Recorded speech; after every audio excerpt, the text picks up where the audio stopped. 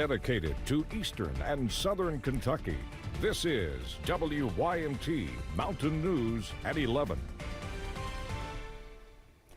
Good evening, I'm Caroline Mueller. That first snow of the season paid us an early visit. I know I was surprised to see it on my porch this morning. So let's go ahead and check in with meteorologist Eric Dean on this First Alert Weather Day. Eric. That's right, Caroline. We did see some snow across portions of eastern Kentucky. Some places picked up a good inch. Some places, especially in the higher elevations, picked up substantially more. Here's the latest with First Alert Live pinpoint and Doppler radar. We are seeing a few little blips of snow on the radar, but the majority of it is now out of here. You can see the last part of it that was pushing its way towards portions of Harlan County, portions of Bell County, portions of, let's say, Letcher County, getting in on some clearing finally. And you can see where that low pressure system that dominated our area was.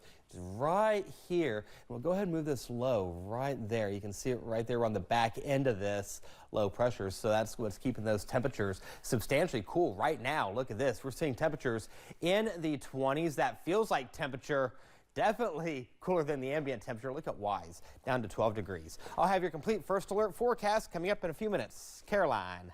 All right, Eric, thank you. And like he was just telling you, snow caused problems for some drivers in southern Kentucky today.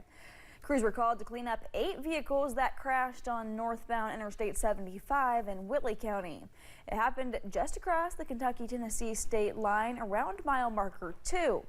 Officials believe the bridge icing over was the likely cause of so much trouble for so many drivers.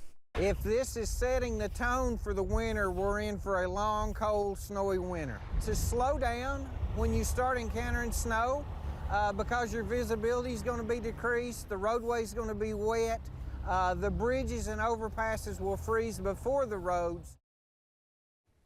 Officials say 3 people were hurt and 1 was transported to the hospital in the area.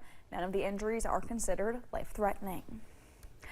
Well, after 41 days, an end to the nation's longest ever government shutdown may be in sight. The Senate passed funding legislation tonight that could bring the shutdown to an end as soon as this week. This comes as thousands of flight cancellations and delays continue. CBS News' Erica Brown has more. On this vote, the ayes are 60, the nays are 40. The bill as amended is passed. The Senate passed funding legislation Monday, taking a major step toward ending the government shutdown after a group of Democrats broke with their party and voted with Republicans to end the stalemate. We could not let this shutdown continue to go on with the harmful consequences growing worse with each passing day. The agreement funds the government through January 30th, reverses shutdown-related layoffs, and guarantees back pay to all federal workers. It also includes 3 longer appropriations bills with funding for SNAP benefits. The deal does not include an extension of Affordable Care Act tax credits, a key demand from Democrats during the shutdown, only the promise of a vote in December. The overwhelming majority of Senate Democrats, led by Leader Schumer, are opposing this bill. We're going to continue that fight to fix our broken health care system.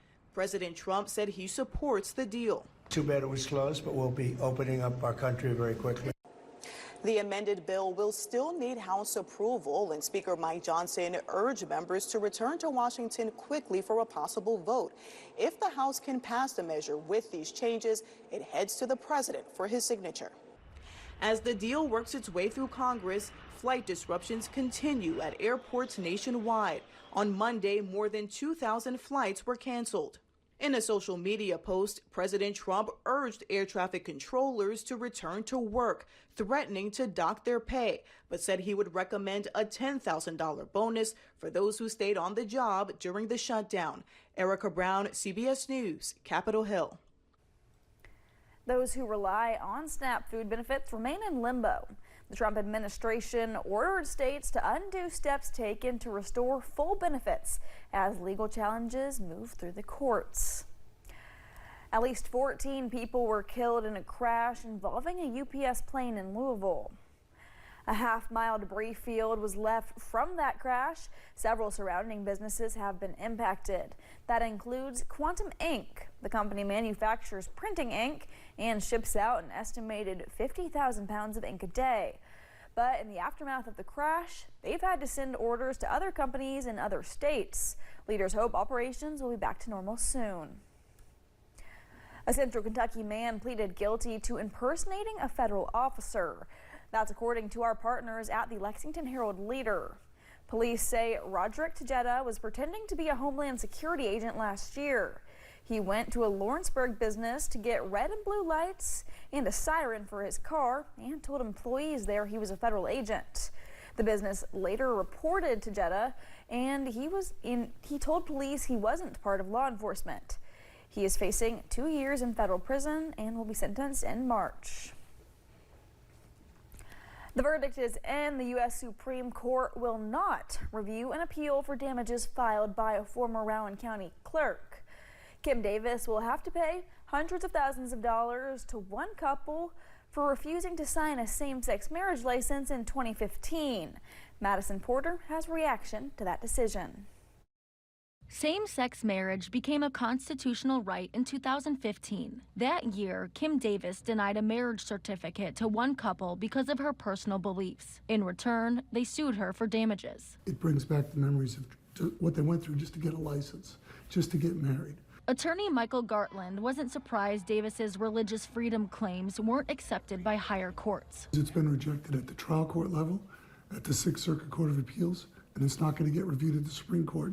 So those arguments have all been rejected. Davis's representation disagrees. She got accommodation that she asked for in 3 separate forms. They got the license.